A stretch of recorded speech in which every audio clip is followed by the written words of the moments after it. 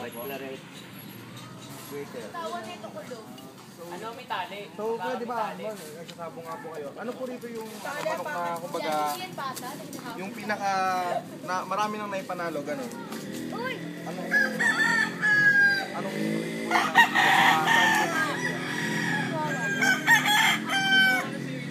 Saan yung zoom?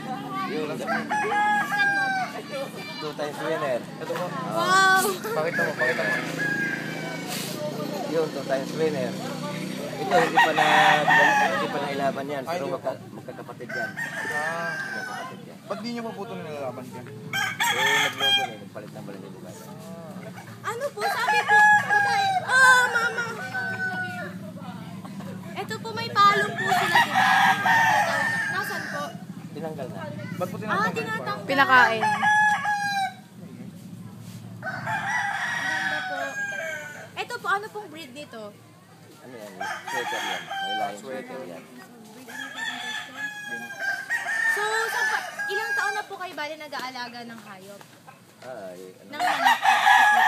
Siguro mga 40 years na. Wow, 40 years. Sa 40 years pong yun, masasabi niyo po ba na sapat po yung kinikita niyo? Hindi. Yan libangan na lang sa ngayon yan. Pero ano po yung mga benepisyong nakukuha niyo? Wala. Kumbaga, para po sa inyo, sa sarili nyo po, ano yung mga benefits na nakukuha nyo mula sa mga manok? Kapag aalaga po. Kasi nangyari sa akin, exercise ko na lang yan. Exercise. Exercise. Asan po yung ina? Wala na. Kakatay ko na nung ano, dahil ayaw ko nang dumamot at paparami pa. Ano po ito? Yun, anak yan, mga sisil yan. Lalaki po ito? Babae. Babae. O, ito po pwedeng ito po pwede kainin. Pwede. Yung pong iba. Pwede rin. Lahat yan pwede kainin. Saan po yung labasan nila? Pwede po yan.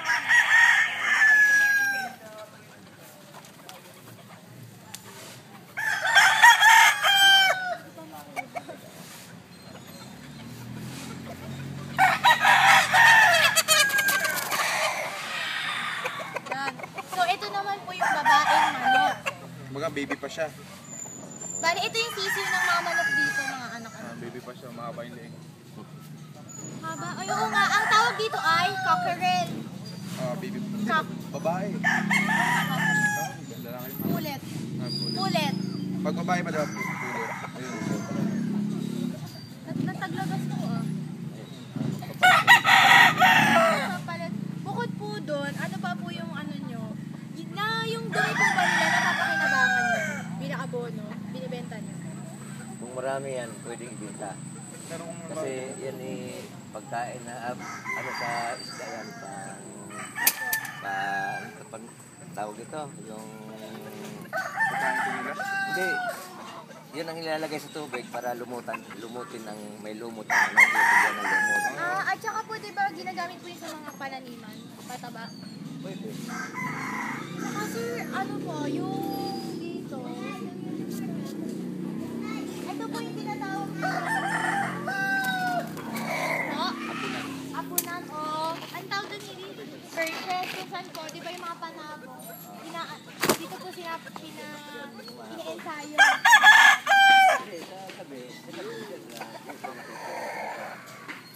Ay, ano po dito yung madalas yung ipinagsasabi?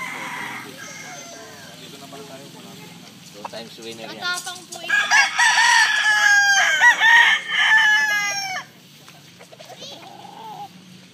Baldado na. Ay, baldado na po. Wala na isang daliri Nailalaban pa po ba ito? Ano po yung balak mo isunod dito? na ilalaban. Opo. Yung parang qualified na siya na ipang sabong. Yan, lahat yan. Yung po mukhang may halong pa po yung isa. Oo, yun.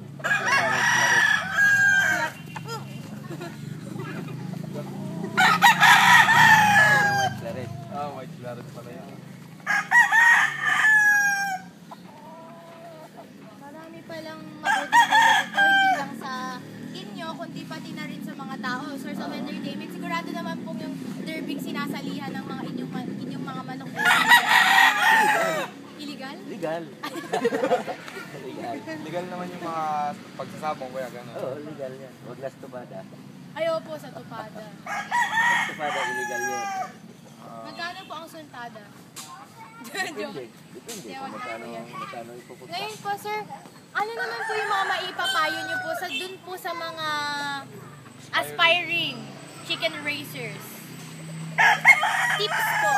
Sige po. Alagaan lang ng mga husay ang mula sa sisiw hanggang sa paglaki. Kailangan mo. Kasi yan, pagka hindi mo hinusto ang pagkain yan, Mababansa. mababansot. Kahit sa tao, bansot din. Tsaka yung iba po, di ba, mabaho po talaga yung poultry nila.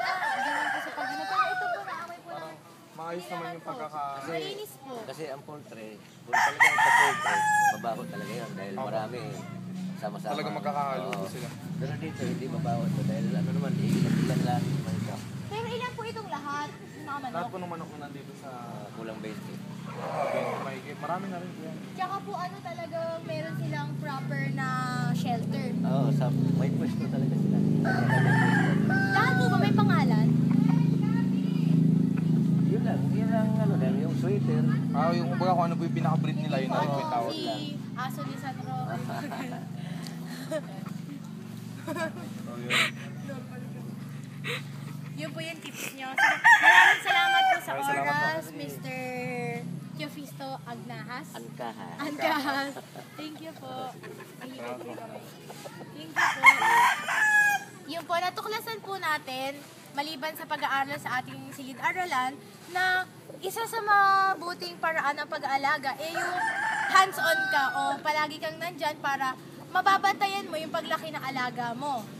Saka talagang, kung talaga nasa puso mo yung pag-aalaga, kumbaga itutuon mo yung oras mo doon na, syempre, parang ikaw kung aalagaan mo isang bahay, syempre living thing yan, di ba? Na, kumbaga, bigay sa atin ng Panginoon niya na dapat pangalagaan din natin. Isa pa, hindi lang para sa negosyo ang pag-aalaga ng manok, kundi kagaya nga ng sinabi ni Mr. Teofisto, isa tong uri ng libangan, lalo na sa mga nahilig na dito. May edad. Yun At sa lang. may edad daw po. Yun. Doon po nagtatapos ang aming pag-uulan. Maraming salamat.